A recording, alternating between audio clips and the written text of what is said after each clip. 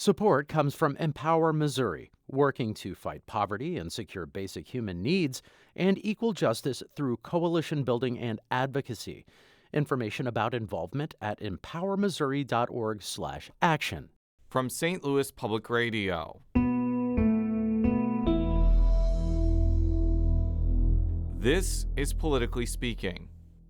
The last couple of sessions, efforts to place the St. Louis Police Department under a state-appointed board have fizzled out. However, this year, it's an inevitability as legislation placing the department under state control is on its way to Governor Mike Kehoe's desk. On this episode of Politically Speaking, State Senator Stephen Roberts joins the show. Roberts helped negotiate the bill in the Senate, and while he didn't vote for the bill, he said he could understand why some Democrats would, considering what else is in the wide-reaching bill. We discuss that legislation as well as other aspects of this year's session. Let's hit the music. This is the Politically Speaking podcast, the definitive show about Missouri politics. Let's go back to some of those policies, to that peace and prosperity that we had some 4 to 5 years ago. Everywhere is Democrat country once this Democrat's been there. There are a lot of things in Washington that are very bipartisan, including some bills that I've already gotten passed. And I think it works best when you can see both sides, but you have to pick one, and I firmly align with the Republicans. But certainly, I think if she's running against one of the crazy dudes, certainly it's going to be a lot easier.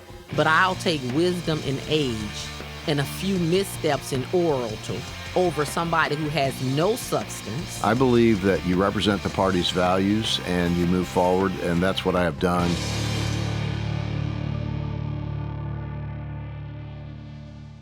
And welcome to Politically Speaking. I'm your host, St. Louis Public Radio's State House and Politics reporter, Sarah Kellogg. Joining me via Zoom, he is St. Louis Public Radio's political correspondent, Jason Rosenbaum. And sitting across from me, he is the senator from the 5th District in the Missouri Senate, Steve Roberts. Thank you for joining us on the show again. It is good to see you. Busy week of news from the week before. We're recording this actually on Monday, March 10th, but let's get right into it, which was the kind of biggest news last week was the advancement of a bill that would place the St. Louis Metropolitan Police Department under a state-appointed board. Why did Democrats decide that filibustering the crime legislation that would reestablish a gubernatorial board to oversee the police department should come to an end? Right. So it was very clear. I know me and Senator May were really leading the filibuster against that, but to continue that for the 2.5 months we have left just wasn't tenable. So it was important to us that if this was going to go forward, we knew it was one of the governor's main priority, that we got as many concessions as we could for the folks of not only the state of Missouri but the city of St. Louis as well, and also making sure that local elected officials still have a voice in as far as how these commissioners are accepted. One of the big changes to the bill is that any nominee would need to get the support of state senators who represent the city of St. Louis. Why was that important to secure? Absolutely. And honestly, that's what we spent the majority of our time fighting about.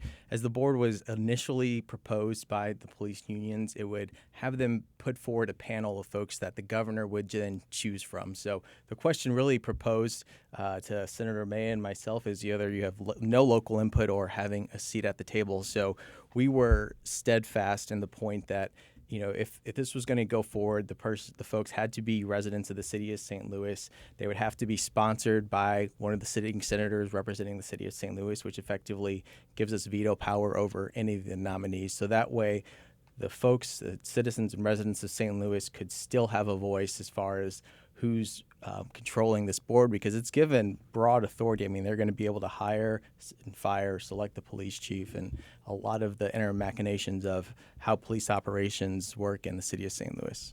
And I know you mentioned this, but I want to be super clear. So these nominees would have to receive a Senate confirmation vote in order to join the board, yes? Yes, they would have to receive Senate confirmation votes. So in order to really even get to the confirmation hearing, they need to be sponsored by the senator whose district that individual lives in. And, that's not something that's written in statute, but it is a tradition of the Senate and something that has always been respected.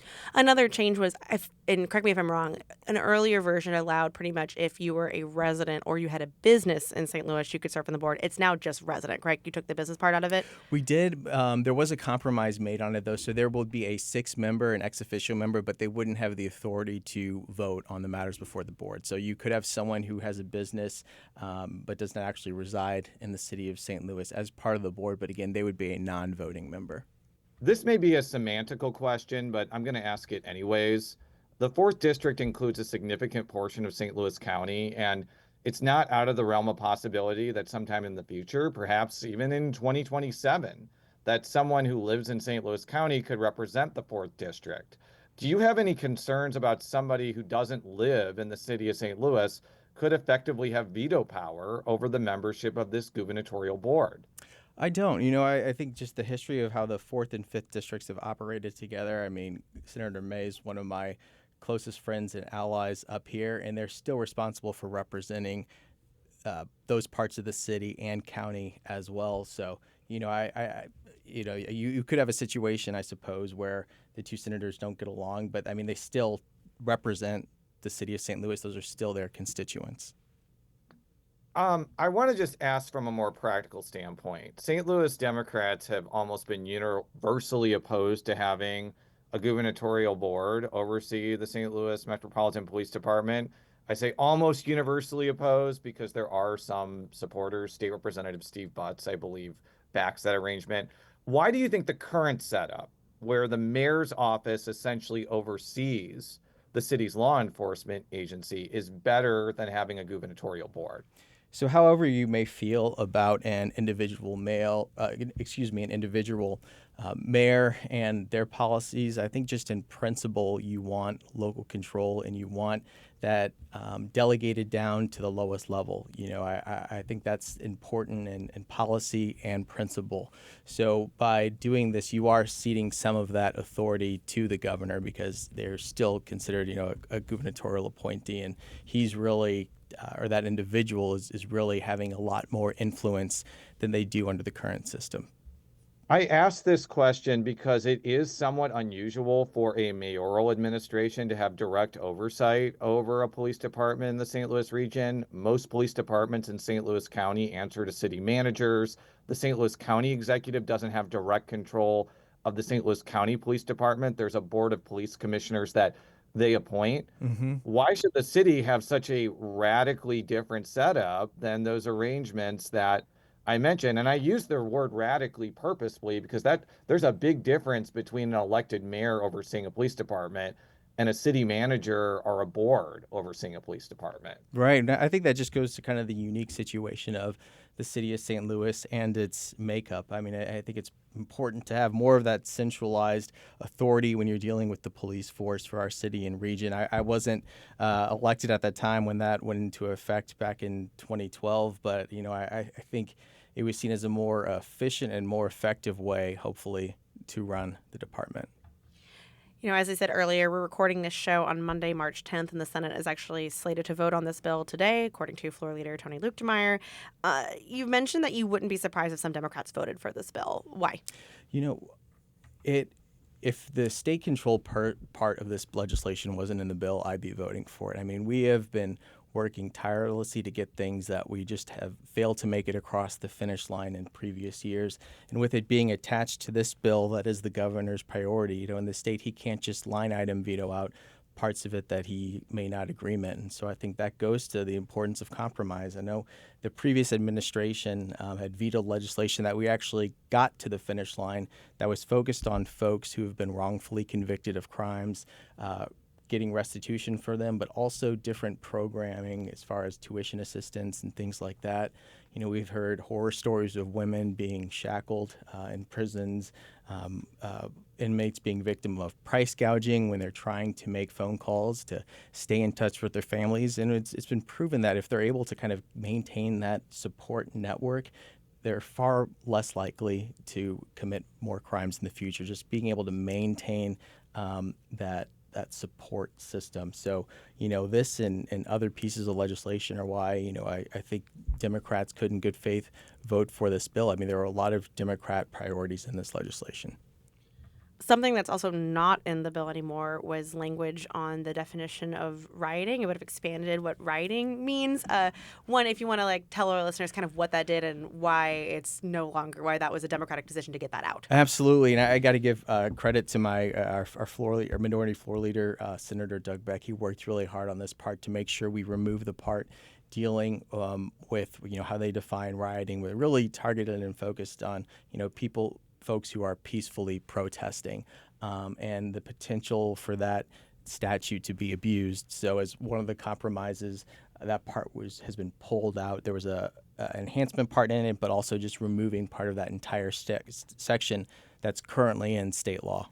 So moving on to last week's press conference. So during the Democratic press conference, you had some harsh words for St. Louis Mayor Tara Jones, and you said the passage of this bill signaled a deterioration of her influence among GOP legislators. Why do you feel this way?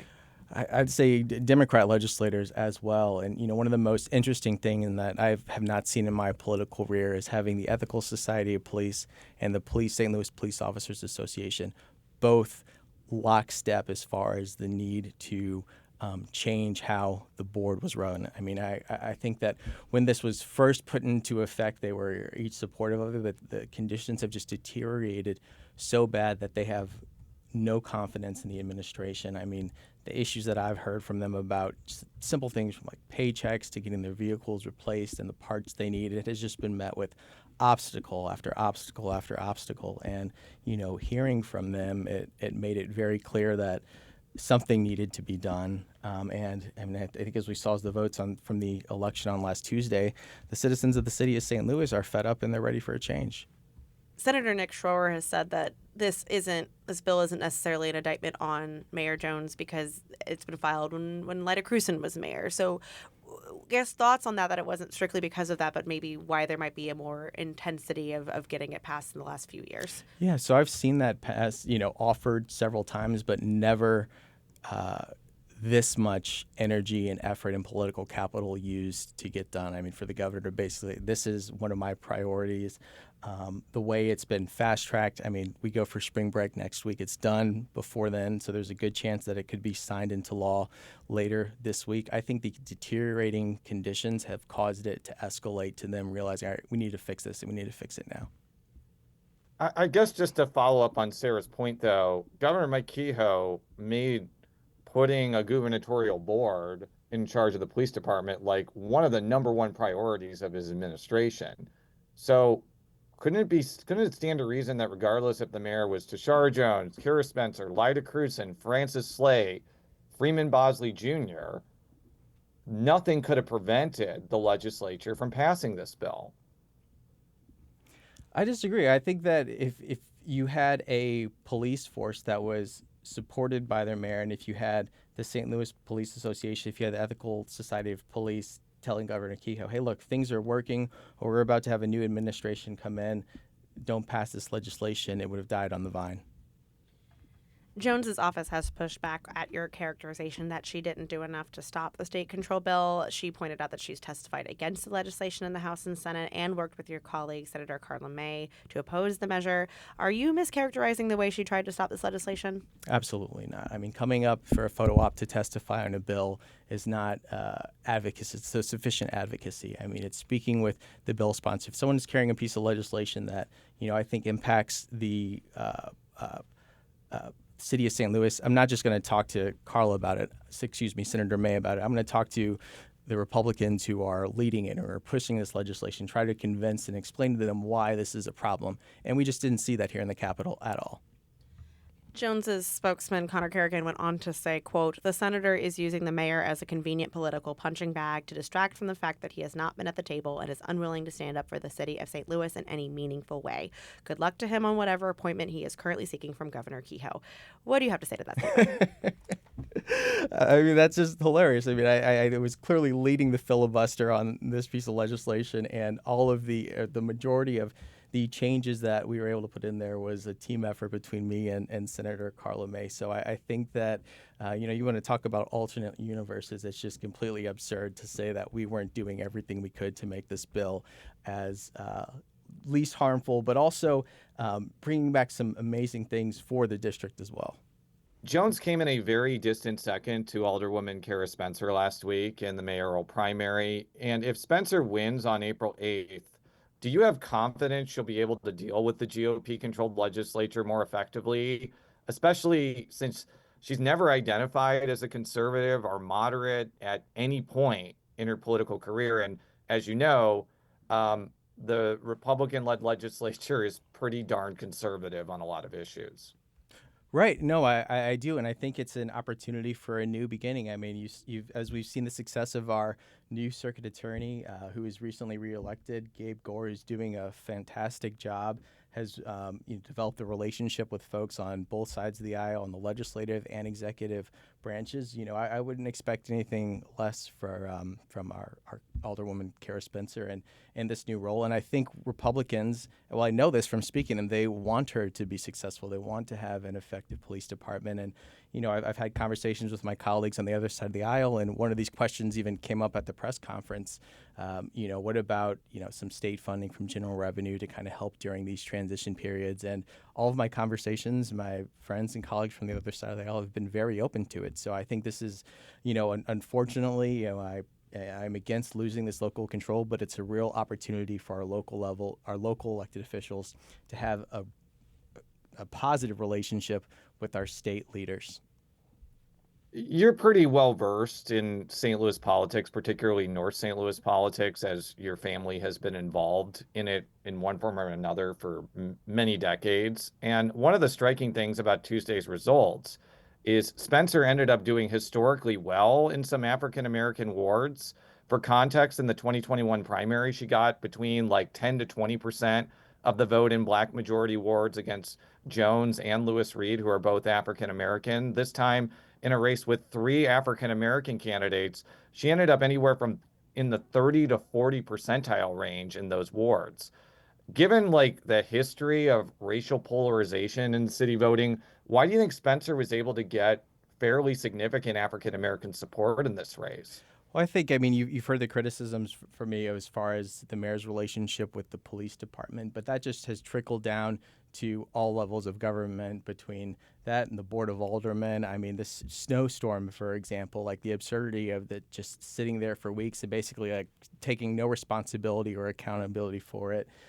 Trash, the potholes, just things that everybody is seeing on a daily basis that the mayor's office has failed to act on. I mean, you take, just one other just level that is just completely baffling is when you're looking at, for example, the Rams money that had just sat without being in an interest-bearing account for, I believe it was 7 months. It's just the list goes on and on and on of ineptitude within that administration, and voters are tired. I mean, my constituency, I can tell you, is fed up, and that's why I think you saw, like as you mentioned, Jason in North St. Louis, folks want to change.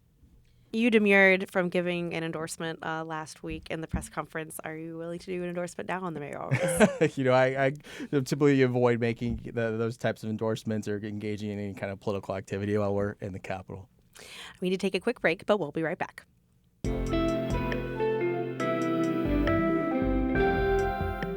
The Gateway brings you the day's news each weekday from around the St. Louis region and the state capitals in Jefferson City. Our schools are accredited. We don't need this bill. And Springfield. How many more years must pass before lawmakers see time is of the essence? I'm Abby Larico. Join me each weekday for The Gateway on the STLPR app or wherever you get podcasts. And we're back on Politically Speaking. Our guest in this episode is Senator Stephen Roberts, who is the senator from the 5th District representing St. Louis. Let's just go into the overall Senate as a whole. It seems that from the outside looking in, one look at it is that some Democrats might be having a harder time combating legislation that they don't like from Senate Republicans. What do you think of this observation? The Democratic Party, the 10 of us, we're united. We make an amazing team. I'm very impressed with our freshman senators. And, you're seeing the Senate function in a very different way from last year. We're moving at a quicker pace than the House. And if you look at the legislation that we've been moving through, yeah, it's been slow and steady, but for the most part, these bills have had bipartisan support. Even to go briefly back to the public safety bill with state control, Senator Schroer thanked you and Senator May on kind of the negotiations. So even if it's legislation that maybe Democrats don't vote for, do you think there's been kind of a more cohesiveness as far as negotiating? Absolutely, and willing to find compromise. That shouldn't be a bad word. I think a lot of that goes to me and Senator Schroer, Senator May, a lot of the folks in there now. We've served in this body together as for almost a decade now. So just kind of building on those relationships and knowing, it's interesting how each session is different from the next. And I think everyone on both sides of the aisle, because everyone's up here elected, to make Missouri a better place for everyone. And deep down, I believe all of my colleagues feel like that's what they're trying to do. We may just have different ways of as far as going about that. So I think this session, you're kind of just seeing, everyone try to get along, which really should be the norm, especially the way you hear, the hostility at the national level. So being able to find compromise and work together where you can has been vitally important. As you said, the building is very different than it was a year ago. Republicans have seemed to smooth out some of the fissures within, Republican leadership, as well as the 4 members of the Freedom Caucus who, last year would have been seen as kind of troublemakers. Do you think that that's one of the reasons why things have just been moving better and why Democrats have had to maybe kind of be a little bit more on defense when it comes to negotiations? Yeah, well, unfortunately, we're always on defense. I mean, when you're in a super minority position as we are now, and that's kind of one of the things as well. Someone once told me, reporters don't write stories about planes that land, but a lot of it is legislation, harmful legislation that we are able to stop and prevent from getting to the finish line. Or, a lot of folks might see this bill, but they don't realize what it actually looked like at first when we were adamantly against it. They remember at the beginning of the session, there were conversations as far as, well, are they just going to force us through? What's going to happen? And, the real work is done with that final product that we have. And it's a final product that, as I said, I'm against it, but I could see why some of my colleagues would vote for it, because there are a lot of good things that are going to make a huge impact to citizens all across Missouri.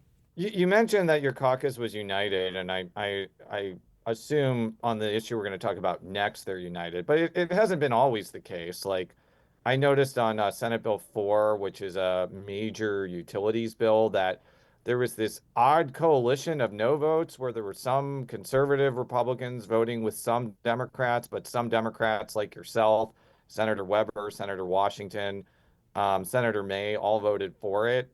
Is it just going to be an issue by issue situation in terms of like where your caucus goes on something like that is going to pass, and you may have more free reign to vote on it than, say, the local control bill or the state control bill? Not necessarily. And again, with the utility legislation, it really became the culmination of 4 utility bills coming together and merging it as this omnibus piece of legislation that was going forward. And I know for some folks, some folks had issues with Senate Bill 4 versus 5 versus 6, and they kind of put all of those together. So that's another one where a lot of compromises needed to be made. I worked very closely actually with Senator McCreary on that with the final bill that came through. And we had representatives from the Public Service Commission, the Office of Public Counsel, to make sure that, these utility monopolies are still governed effectively. So I think the reason why it's with a piece of legislation like that that is so massive, it's not a one issue bill. You can find things you like about it and you can find things you don't. And I think that on some issues like that, I can understand why a senator would vote for or against it. So speaking of unity, a reason I think Jason is bringing this up is that there's a big push from Republicans to place something on the 2026 ballot to undo Amendment 3, which was the measure that enshrined abortion rights in the Constitution. Do you think Senate Democrats will be able to filibuster that into oblivion, or is it inevitable that something will make it onto the ballot? The way I've seen it, I think that even within the Republican Party themselves, there are differing opinions on what a woman's right to choose should look like. I mean, you've got, I think, some folks who are pro-choice, some folks who think, look, we need to have certain exceptions for situations of rape and incest, and some folks who believe, up to a certain point. And then there are members who believe that in no circumstance is abortion acceptable, no matter how horrible the situation. So I think that, you're going to see a lot of pushback from Democrats, but also Republicans as well, who are not going to fit into each of those categories. That was leading to my next question. Do you feel like Republicans even have a plan right now that's united that would both get, satisfy the more conservative Republicans versus more moderate, also getting something that would be passed by Missouri voters? Absolutely. And that's a fantastic question. And I don't know. I don't caucus with them, but I could imagine that these are the debates that they're having amongst themselves. Where can we find the compromise within our party that makes everybody happy and happy. But unfortunately, in this building, that's something very difficult to do. Are you confident that voters will reject any anti-Amendment 3 measure? There could be an idea from Republicans that they think they could get it passed, especially if they include a constitutional ban on gender-affirming care for minors. Voters are smart, and I think that they would recognize it for what it was. There was an argument that they really didn't understand what they were voting for, and I think they knew exactly what they were voting for, that amendment thing was the right thing to do for the state of Missouri. So, we saw them try to kind of something similar, with what we call ballot candy with the initiative petition process, putting in things that are already law. For example, that, folks who aren't citizens can't vote in the state of Missouri, which is already in place. So, to try to add that aspect, as you were talking about with gender affirming care, we were able to strip those other ballot candy pieces out of the legislation. So, and we were confident that they needed that for their version to pass. What are other possible bills or proposed amendments that your caucus would like to try and stop before session ends in May? A lot of times, just being in the super minority, we're in a defensive position. So it's really going to be kind of determined by the Republican leadership. So it's hard to say at this time. We're about to go on our spring break. I'm really curious to see what is tried to push through this week. I think it'll be an exciting week in the Senate, but it's hard to say right now. Now, before you go, because the clock is ticking before Senate comes back, I do want to talk about a couple bills that you have sponsored. Two that you've introduced would allow the city of St. Louis to impose a property tax or sales tax for special education related purposes. Could you talk about that and what prompted you to put that forward? Yeah, just from speaking from local community leaders, a lack of resources for folks. So that's really kind of what was the inspiration for that piece of legislation. And one of the biggest challenges I'm finding is that, especially for new families, as they want their kids. I mean, I'm a new uncle. I've got two new nieces and nephews, and just looking at my siblings, determining, where they want to live if they're going to move was the school systems and making sure that, our schools have the right tools and opportunities that their children will need. So it's really about just trying to give them more support. And full disclosure, people who listen to the show know, I left the city of St. Louis because one of my sons has a developmental disability. I could go on for hours about this topic, but I'm going to try to keep it brief. I actually talked with SLPS St. Louis board members Tony Cousins and Matt Davis about this topic, and the reason why I think this may be needed is SLPS is at a competitive disadvantage in getting staff compared to the special school district in St. Louis County.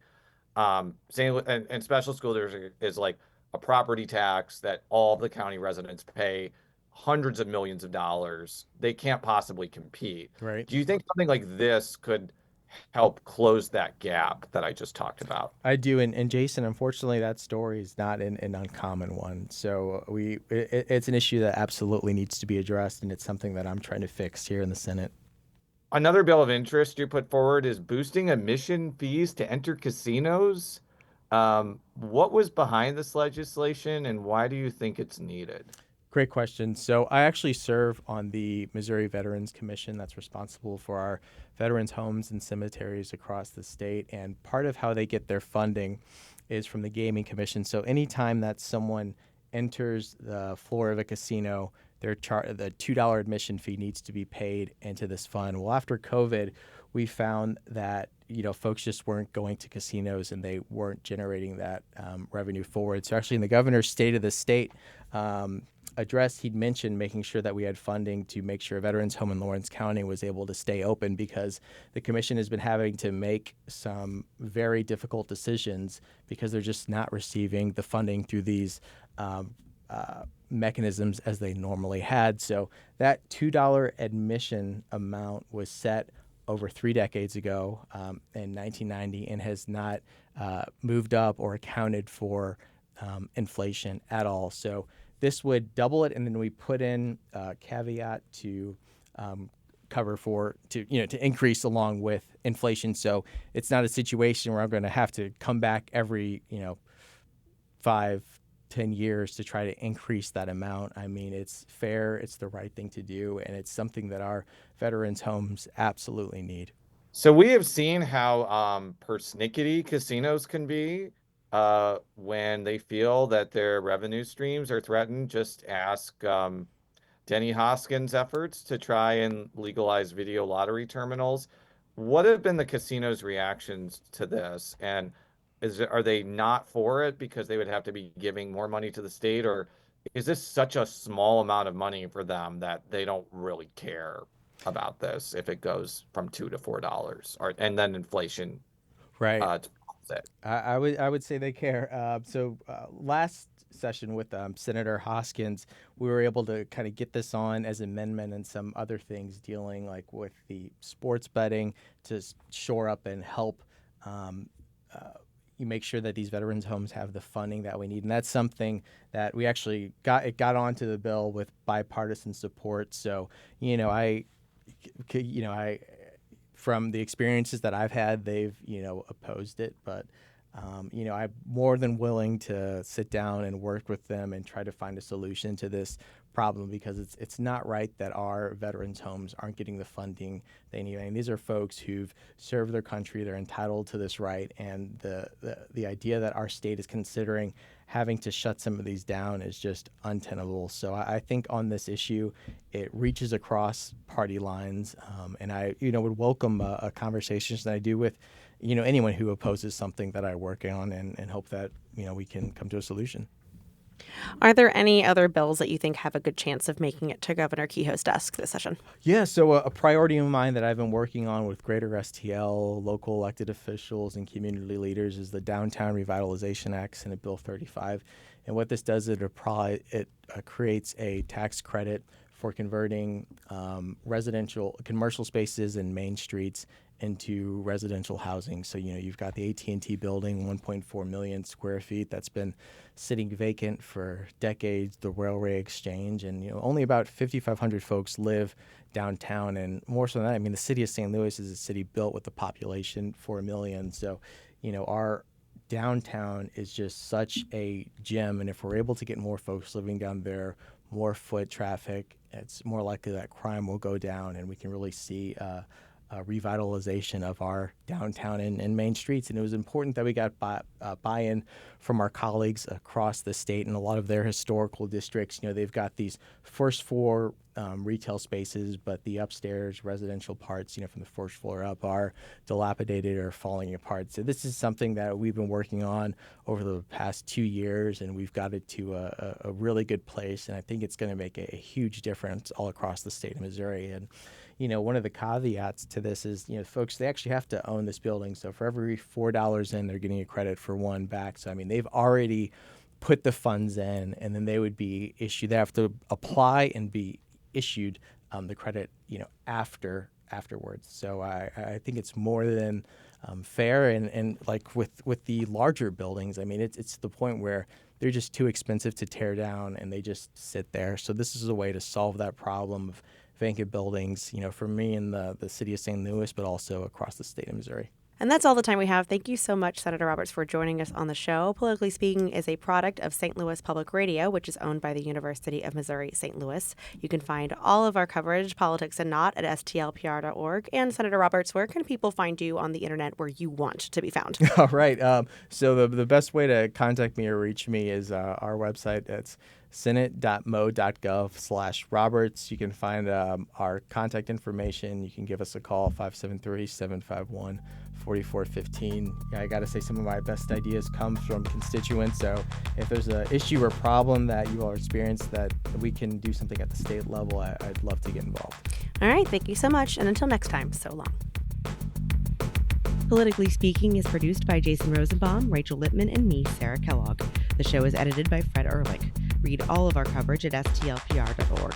And if you haven't already, make sure to subscribe to Politically Speaking by searching the term Politically Speaking on Apple Podcasts. If you have a smart speaker, you have access to the entire world of NPR and St. Louis Public Radio. All the latest news and all the captivating stories. Activate our voices with yours by telling your smart speaker to play St. Louis Public Radio.